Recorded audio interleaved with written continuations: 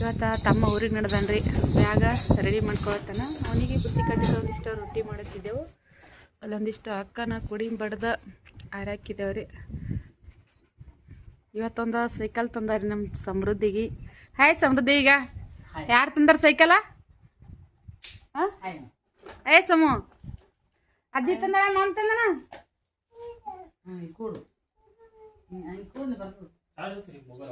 Full ಆಗ್ಯದ್ರಿ ನಮ್ದು.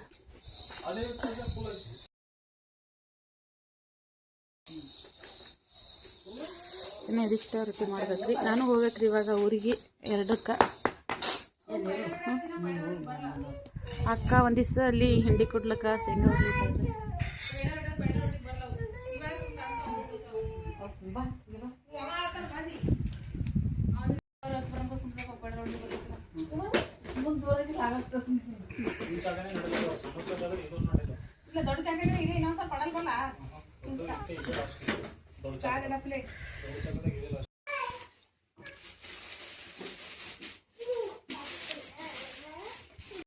ಇವಾಗ ಊರಿಗೆ ಹೊಂಟಿದ್ದೇವ್ರಿ. ನಮ್ಮ ಸಮೃದ್ಧಿ ನಮ್ಮ ತಂಬಿ ಹೊಂಟಿನ್ರಿ ಊರಿಗೆ ಬೆಂಗಳೂರಿಗೆ. ಒಂದು ಬ್ಯಾಗ್ ರೆಡಿ ಈಗ ಇಲ್ಲಿ ಬುತ್ತಿ ಕಟ್ಟಿಟ್ಟಾಡ್ರಾಕ.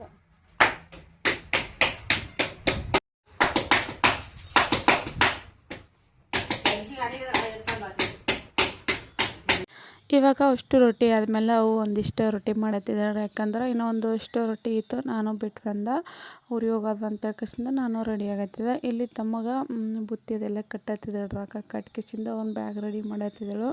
ಅವನಿಗೆಲ್ಲ ಎಷ್ಟು ಪಟ್ಟಿ ಬೇಕು ಅದ ಒಂದು ಸ್ವಲ್ಪನೇ ಮಾಡೋದಾಯ್ತು ರೀ ರೊಟ್ಟಿ ಅಂತೂ. ಯಾಕಂದ್ರೆ ಅಲ್ಲಿ ರೊಟ್ಟಿ ಅದು ಏನೂ ಇದು ಇರೋಂಗಿಲ್ಲ, ಬರೀ ರೈಸ್ ಮತ್ತು ಚಪಾತಿ ಇರ್ತಂತ್ರಿ. ಹಂಗೆ ಹಾಕಿಸಿಂದ ಒಂದು ಸ್ವಲ್ಪ ತಳ್ಳಗೆ ರೊಟ್ಟಿ ಮಾಡಿ ಇಟ್ಟಿದ್ದೆವು. ಒಂದು 100ದಷ್ಟು ಮಾಡ್ಬೇಕು ಅನ್ಕೊಳ್ಳೋದ್ರಾಗ ಅಷ್ಟೇನು ಮಾಡೋದಾಗಲಿಲ್ಲ ರೀ ನನಗೂ. ನಿನ್ನೆ ಬಂದು ಮಾಡ್ಬೇಕಂದ್ರೆ ನಿನ್ನೆ ಇಲ್ಲಿ ಒಂದು ಸ್ವಲ್ಪ ಮಳೆ ಅದೆಲ್ಲ ಬರ್ತಲ್ರಿ ಆ ಸೈಡಿಗೆ. ರೊಟ್ಟಿ ಅದೇನು ಮಾಡಕ್ಕೆ ಬರೋಂಗಿಲ್ಲ ಇವ್ರ ಬಳಿ ಹೊರಗೆ.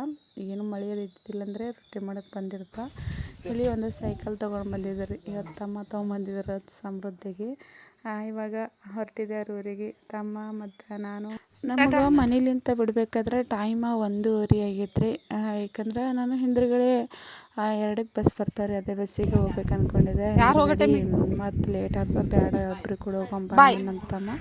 ಅದಕ್ಕೆ ಇಬ್ಬರು ಕೂಡ ಹೊರಟಿದ್ದೇವ್ರಿ. ಅವನು ದೊಡ್ಡ ಬಸ್ ಸ್ಟ್ಯಾಂಡ್, ಯಾಕಂದ್ರೆ ಚಿತ್ತಾಪುರ ಬಸ್ಸಿಗೆ ಹೋಗೋ. ಅದಕ್ಕೆ ಕೇಸಿಂದ ಡೈರೆಕ್ಟ ಬೆಂಗಳೂರು ಬಸ್ ಬುಕ್ ಆಗಿಲ್ಲ ಅಂತೇಳಿ ಇಲ್ಲಿ ದೊಡ್ಡ ಬಸ್ ಸ್ಟ್ಯಾಂಡ್ಗೆ ಬಂದ ಕೇಸಿಂದ ಅಲ್ಲಿದ್ದ ಕಡೆ ಇದಕ್ಕೆ ಚಿತ್ತಾಪುರಕ್ಕೆ ಹೋಗೋದನ್ನು. ಹಂಗೆ ಕೇಸಿಂದ ಇಬ್ಬರು ಕೂಡಿ ಇವಾಗ ಅಲ್ಲಿ ಆಟೋ ನಿಂತಿದ್ರಿ. ಆಟೋಕ್ಕೆ ಹೊರಟಿದ್ದು ಇಬ್ಬರು ಕೂಡಿ. ಬ್ಯಾಗೆಲ್ಲ ರೆಡಿ ಮಾಡ್ಕೊಂಡು ಹೊಂಟನ್ರಿ. ಇವಾಗ ಹೋದ್ನಂದ್ರೆ ಯಾವಾಗ ಬರ್ತಾನೋ ಗೊತ್ತಿಲ್ಲ. 1 ವರ್ಷದ ತನಕ ಬರಲ್ಲ ಅಂತೇಳಿ ಹೊಂಟಾನ. ಯಾಕಂದರೆ ಇಷ್ಟು ದಿನದ್ದು ಮಧ್ಯೆ ನಡ್ಬರ್ಕ ಬರ್ತಿದ್ದೇನೆ ರೀ. 6 ತಿಂಗಳಿಗೊಮ್ಮೆ ಅದು ಬರ್ತಿದ್ದನು.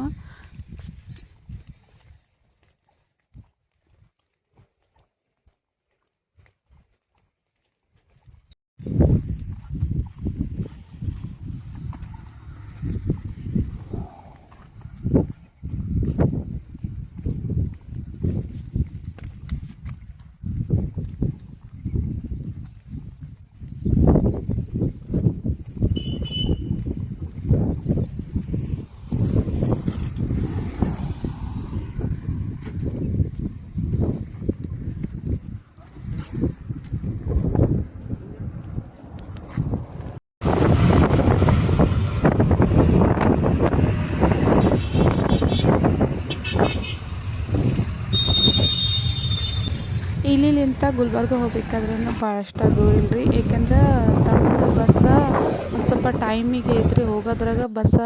ಚಿತ್ತಾಪುರ ಬಸ್ ಹತ್ತಿತ್ತಂತ, ಹಂಗಾಕಿಸಿಂದ ಇನ್ನೊಬ್ಬ ಹುಡುಗಿದ್ದವ್ರು ಕೂಡ ಅದಕ್ಕೆ ಜಲ್ದಿ ಬಾ ಅಂತ ಹೇಳಿದರು. ಮತ್ತು ಆ ಕಡೆ 4ಕ್ಕೆ ಟ್ರೈನ್ ತಪ್ತದೆ ಅಂಥೇಳಿ ಸ್ವಲ್ಪ ಜಲ್ದಿನೇ ಬಂದೇವ್ರಿ ಆಟೋ ಮಾಡ್ಕೊಂಡು ಕೇಸಿಂದ. ಇವಾಗ ನೋಡ್ರಿ ದೊಡ್ಡ ಬಸ್ ಸ್ಟ್ಯಾಂಡ್ಗೆ ಬಂದಿದ್ದೆವು. ಅದಕ್ಕೆ ನೀನು ಬಸ್ ಹತ್ತಿತ್ತಂದ್ರೆ ಹೋಗಪ್ಪ, ನನಗೆ ಈ ಕಡೆ ನಮ್ಮ ಅಫ್ಜಲ್ಪುರಕ್ಕೆ ಹೋಗ್ಬೇಕಾದ್ರೆ ಬೇಕಾದಷ್ಟು ಬಸ್ ಇದ್ದಿರ್ತಾವೆ ರೀ, 5 ನಿಮಿಷಕ್ಕೊಂದು ಬಸ್ ಹತ್ತಿರ್ತಾವೆ. ಆದ್ರೆ ಅವನಿಗೆ ಒಂದೇ ಬಸ್ ಇತ್ತು ಚಿತ್ತಾಪುರಕ್ಕೆ ಹೋಗೋಂಥದ್ದು. ಅಂದ್ರೆ ಅದು ರಗಡ್ ಬಸ್ ಇದ್ದಿರ್ತಾವೆ, ಆದ್ರೆ ಮುಂದೆ ಹೋಗಿ ಅಲ್ಲಿ ಟ್ರೈನ್ ತಪ್ತದಲ್ರಿ ಚಿತ್ತಾಪುರ್ಲಿಂದ ಆ ಕಡೆ ಬೆಂಗ್ಳೂರಿಗೆ ಹೋಗ್ಲಿಕ್ಕೆ. ಅದಕ್ಕೆ ಕೇಸಿಂದ ನೀನು ಹೋಗು ನಾನು ಹೋಗ್ತೀನಿ ಅಂದ್ರೆ ಇಲ್ಲ, ನಾನು ಬಸ್ಸಿಗೆ ಕುಂದಿರ್ಸೋತೀನಿ ಕೇಸಿಂದ. ಅಲ್ಲಿ ನೋಡ್ರಿ ಎದುರು ಹತ್ತಿದ್ದು ನಮ್ಮ ಅಫ್ಜಲ್ಪುರ ಬಸ್ಸೇ ಹತ್ತಿತ್ತು. ಅದಕ್ಕೆ ಕೇಸಿಂದ ನನಗೆ ಸಂಗಟ ಹೊಂಟಿದ್ದ. ನಾನು ಅಫ್ಜಲ್ಪುರ ಬಸ್ ಡೈರೆಕ್ಟಾಗಿ ಹತ್ಬಿಟ್ಟೈತ್ರಿ. ಅದಕ್ಕೆ ಕೇಸಿಂದ ನಾನು ಬಸ್ಸಿಗೆ ಹೋಗ್ಬಿಟ್ಟ, ಅವನಿಗೆ ಬಸ್ ಹತ್ತಿತ್ತ ಕಡೆ ಚಿತ್ತಾಪುರಕ್ಕೆ ಹೋಗೋಂಥದ್ದು. ಅದಕ್ಕೆ ಅವನು ಹೋದ್ರಿ. ಆ ಕಡೆ ಟೈಮ್ ಇವಾಗ 2 ಆಗ್ಯದ್ರಿ. ನಾವು ಬಸ್ ಸ್ಟ್ಯಾಂಡ್ ಬರಬೇಕಾದ್ರೆ 2 ಆಗ್ಯದ. ಬೆಂಗ್ಳೂರು ಟ್ರೈನ್ ಅಂತೂ 4ಕ್ಕೆ ಟೈಮಿಂಗ್ ಇತ್ತತ್ರಿ ಅವ್ನಿಗೆ. 2 ಗಂಟೆದಾಗ ಜಲ್ದಿ ಹೋಗ್ಬೇಕಿತ್ತು ಅವ್ನು. ಚಿತ್ತಾಪುರಕ್ಕೆ ಹೋಗ್ಬೇಕಲ್ರಿ ಇಲ್ಲಿದು. ಮತ್ತು ಒಂದು ಸ್ವಲ್ಪ ಮಿಸ್ ಆದ್ರೆ ಅಲ್ಲಿ ಇಲ್ಲಿ ಬಸ್ ಮಿಸ್ ಆದ್ರೆ ನಡೀತದೆ, ಟ್ರೈನ ಬುಕ್ ಆಗಿರೋಂಥ ಟ್ರೈನ್ ಮಿಸ್ ಆದ್ರೆ ಭಾಳ ಹೈರಾಣ ಆಗ್ತದೆ. 2 ದಿನದ ಹಿಡ್ದು ಇಲ್ಲಿದ್ದೇ ಬುಕ್ ಮಾಡಬೇಕಾದ್ರೆ ಆಗಿದ್ದಿಲ್ಲ ಅಂತ, ಅದಕ್ಕೆ ಕೇಸಿಂದ ಅಲ್ಲಿದ್ದು ಬುಕ್ ಆಗಿಬಿಟ್ಟಿತ್ತು. ಅದಕ್ಕೆ ಇವಾಗ ನಾನು ಅಫ್ಜಲ್ಪುರ ಬಸ್ಸಿಗೆ ಕುಂತಿದ್ರೆ ಅವನು ಹೋದನ್ರಿ ತಮ್ಮಂತು. ಜಲ್ದಿನೇ ನನ್ಕ ಮುಂದೆ ಹೋದನ್ರಿ ಅವನು, ಯಾಕಂದ್ರೆ ಬಸ್ ಹೋಲಕತ್ತಿತ್ತು ನಾವು ಬರೋದ್ರಾಗಂತೂ. ಇನ್ನೊಬ್ಬ ಅವ್ರ ದೋಸ್ತ್ ಇದ್ದಿದ್ದನು, ಹಂಗಾಗಿ ನಾವು ಬರೋತಕ್ಕ ಒಂದು ಸ್ವಲ್ಪ ನಿಂದಿರಿಸ್ಬಿಟ್ಟಿದ್ರು.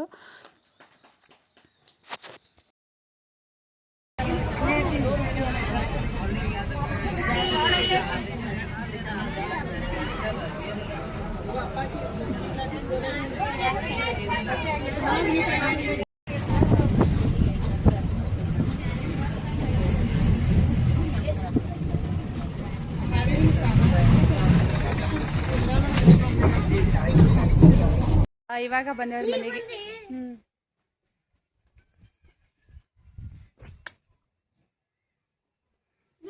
ನಾವಂತೂ ಈಗ ಬಂದೇವ್ರ ಮನೆಗೆ.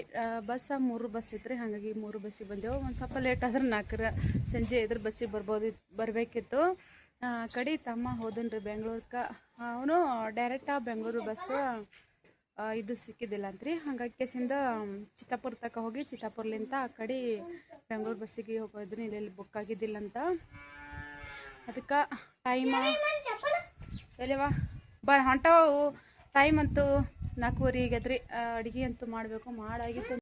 ನಾನು ಇವಾಗ ಯಾಕೆ ದಿಢೀರ್ ಅಂತೇಳಿ ಊರಿಗೆ ಹೋಗಿದ್ದಂತೇಳಿ ಹೇಳಿರ್ತೀನಿ ನಾನು. ಆದ್ರೂ ಹೇಳೀನಿ ಇವಾಗ ಈಗ ಯಾಕೆ ಹೋಗಿದ್ದಂತೇಳಿ. ಮೊನ್ನೆನೇ ಹೋಗಿ ಬಂದಿದ್ದು ಕರೆ, ಆದರೆ ಇವಾಗೂ ಸ್ವಲ್ಪ ಅರ್ಜೆಂಟಾಗಿ ಹೋಗಿ ಬರ್ಬೇಕಾಗಿತ್ತು ರೀ. ಅದಕ್ಕೆ ನಿನ್ನೆ ಹೋಗಿ ಇವತ್ತು ಬಂದೆ. ಮನೆಗೆ ಬರೋದಿಲ್ಲ ತಡ, ಮನೇನ ಕೆಲಸ ಅಂತೂ ಡೈಲಿ ರೂಟೀನೇ ಸ್ಟಾರ್ಟ್ ಆಗಿ ಬಿಡ್ತೀವಿ ರೀ.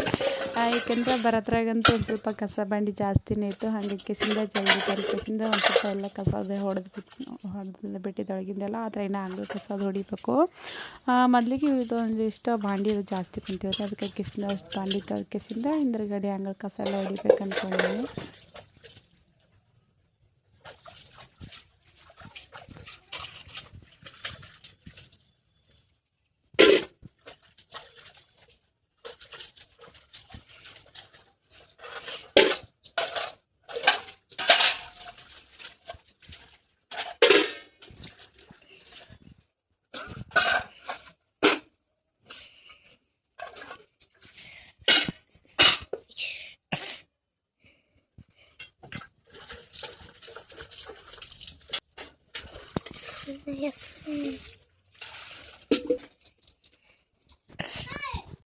ಇವಾಗ ಅಷ್ಟೆಲ್ಲ ಬಾಂಡೆ ಅದು ತೊಳೆದಿಟ್ರಿ. ಮೊದಲಿಗೆ ಬಾಂಡೆನೇ ತೊಳೆದಿದ್ದು ನಾನು, ಯಾಕಂದ್ರೆ ಬಾಂಡೆ ಅದೆಲ್ಲ ಜಾಸ್ತಿ ಕುಂತಿದ್ದು. ಇನ್ನು ಎಲ್ಲ ಹೊರಗಿಂದೆಲ್ಲ ಕಸದ ಹೊಡಿಬೇಕು. ನಮ್ಮ ಗೌಡು ಬಂದು ಹೊಡೆದಿರ್ತೇನೋ, ಆದರೆ ಅವನು ಇನ್ನು ಸಾಲಿದ್ದು ಬಂದಿದ್ದಿಲ್ಲ ರೀ. ಚೆನ್ನಮ್ಮ ಮತ್ತು ಜಟ್ಟುನೇ ಬಂದಿದ್ದರು. ನಮ್ಮ ಮುತ್ತೆ ಇಲ್ಲಿ ನಿಂತಿದ್ರಿ. ಗಾಳಿಗೆ ಒಂದು ಸ್ವಲ್ಪ ಜಾಸ್ತಿನೇ ಹೊರಗೆ ಹೊಂಟಿದ್ರು, ಯಾಕಂದ್ರೆ ಕಣ್ಣು ಆಪ್ರೇಷನ್ ಆಗ್ಯದಲ್ರಿ. ಅದಕ್ಕೆ ಇವಾಗ ಒಂದು ಸ್ವಲ್ಪ ಥಂಡಿ ದಿನ ಅದಲ್ರಿ, ಇವಾಗಲೇ ಒಂದು ಸ್ವಲ್ಪ ಕಣ್ಣು ಆಪ್ರೇಷನ್ ಮಾಡ್ಕೊಂಡ್ರಿಗೆ ಭಾಳನೇ ಹೈರಾಣ. ಯಾಕಂದ್ರೆ ಥಂಡಗಿದಿರುತ್ತೆ. ಬೇಸಿಗೆ ದಿನದಾಗ ಮಾಡ್ಕೋಬೇಕು. ಆದ್ರೆ ನಮ್ಮ ಒಂದು ಸ್ವಲ್ಪ ಪತ್ರದ ಮನೆ ಅವ ಅಂತೇಳಿ ದಗಾಸ್ತದ ಭಾಳ ಬೇಸಿಗೆ ದಿನದಾಗ ಅಂತೇಳಿ ಈ ದಿನದಾಗ ಮಾಡ್ಕೊಂಡಿದ್ದಾರೆ ಅವರು. ಇವಾಗ ನಾನು ಇದಿಷ್ಟು ಮಾಡಿ ನೋಡ್ರಿ ಎಷ್ಟಾಗ್ಯದ. ಅಂಗಳ ಕಸ ಎಲ್ಲ ಹೊಡೆಯೋದಿತ್ತು, ಬಾಂಡಿ ಅದೆಲ್ಲ ತಿಕ್ಕೋದಾಯ್ತು. ಹುಡುಗರೆಲ್ಲ ಶಾಲೆಗೆ ಹೋಗಿ ಬಂದು ಬ್ಯಾಗ್ ಎಲ್ಲೆಲ್ಲಿ ಬೇಕಲ್ಲಿ ಎಲ್ಲೆಲ್ಲ ಒಗೆದು ಬಿಡ್ತಾರೆ.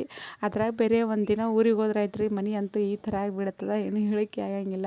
ಬಂದಮೇಲೆ ಇಡೀ ದಿನ ಕ್ಲೀನ್ ಮಾಡೋದೇ ಆಗಿರ್ತದೆ ರೀ. ಅದಕ್ಕೆ ಅವೆಲ್ಲ ನೀಟಾಗಿ ಇಟ್ಕೊಂಡು ಕಿಸಿಂದ ನಾನು ಒಂದು ಸ್ವಲ್ಪ ಕಸ ಹೊಡೆದು ಬಿಡ್ಲತ್ತಿದ್ದೆ.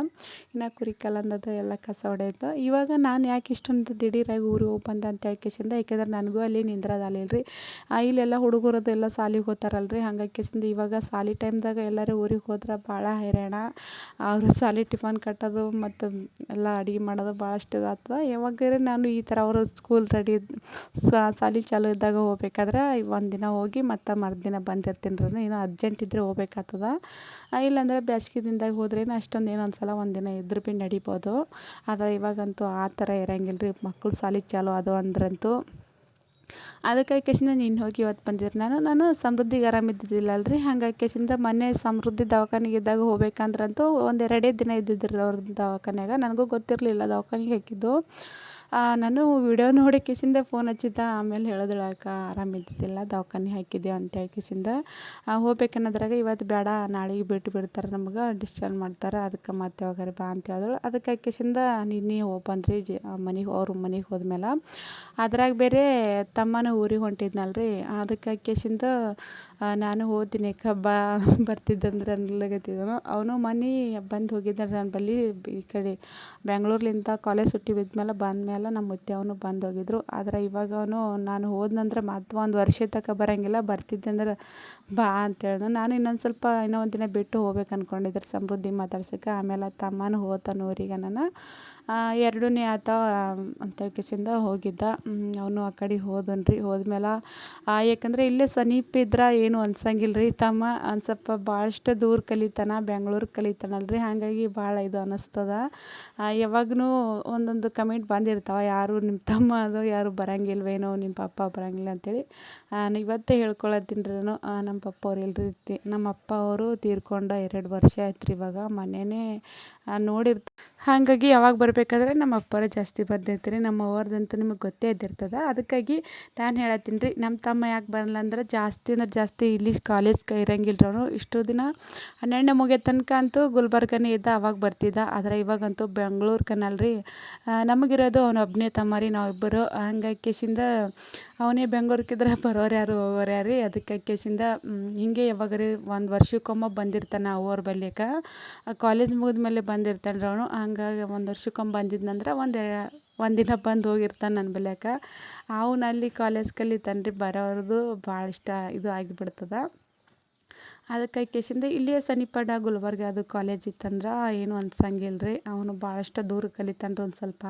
ಅದಕ್ಕೆ ಬರೋದೇ ಬೇಡಪ್ಪ, ನೀ ಮೊದಲು ಶಾಲೆ ಕಲಿ ಅಂದ್ಬಿಡ್ತೇವೆ ಅವನಿಗೆ. ಹೀಗೆ ಯಾವಾಗಾರೆ ಬಂದಾಗ ಹೋದಾಗ ಬಂದು ಹೋಗಿರ್ತಾನೆ ರೀ ಅವನು. ಆಯ್ತು ರೀ, ಇದೊಂದು ವರ್ಷ ಅದ, ಇದೊಂದು ವರ್ಷ ಮುಗೀತಂದ್ರೆ ಒಂದು ಶಾಲೆ ಪೂರ್ತಿ ಕಂಪ್ಲೀಟ್ ಆಗಿಬಿಡ್ತದೆ. ಅದಕ್ಕೆ ಕೇಸಿಂದ ಈ ವರ್ಷ ಅಂತೂ ಶಾಲೆ ಪೂರ್ತಿ ಮುಗಿಯೋ ತನಕ ಬರೋಂಗಿಲ್ಲ ಅಂತ ಹೇಳಿದ್ನು. ಇಷ್ಟು ದಿನ ಅಂತೂ ಒಂದು 6 ತಿಂಗಳಿಗೊಮ್ಮದು ಬಂದು ಹೋಗ್ತೀನಿ ರೀ ಸುಟ್ಟಿ ಇದ್ದಾಗ. ಈ ಥರ ದೀಪಾವಳಿಗೆ ನಮಗೆ ಸುಟ್ಟಿ ಕೊಟ್ಟಾಗ ಒಂದು 10-15 ದಿನ ಸುಟ್ಟಿ ಕೊಟ್ಟಾಗ ಬಂದು ಹೋಗ್ತೀನೋ. ಆದರೆ ಇವಾಗಂತೂ ಆ ಥರ ಏನೂ ಇಲ್ಲಂತ್ರಿ.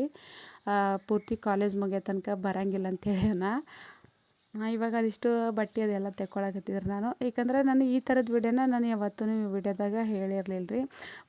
ಏಕೆಂದರೆ ಈ ವಿಷಯ ಯಾಕೆ ಹೇಳತ್ತೀನಿ ಅಂದ್ರೆ ಒಳಗೆ ಕಮೆಂಟ್ ಬಂದಿರ್ತಾವೆ, ಯಾರು ಬರೋಂಗಿಲ್ಲ ನಿಮ್ಮ ಬಲ್ಯಾಕ, ನಿಮ್ಮ ಅಪ್ಪವ್ರು ಬರೋಂಗಿಲ್ಲ, ನಿಮ್ಮ ತಮ್ಮವ್ರು ಬರೋಂಗಿಲ್ಲ ಅಂತೇಳಿ. ಅದಕ್ಕೆ ಹೇಳ್ಕೊಳತ್ತಿದ್ದ.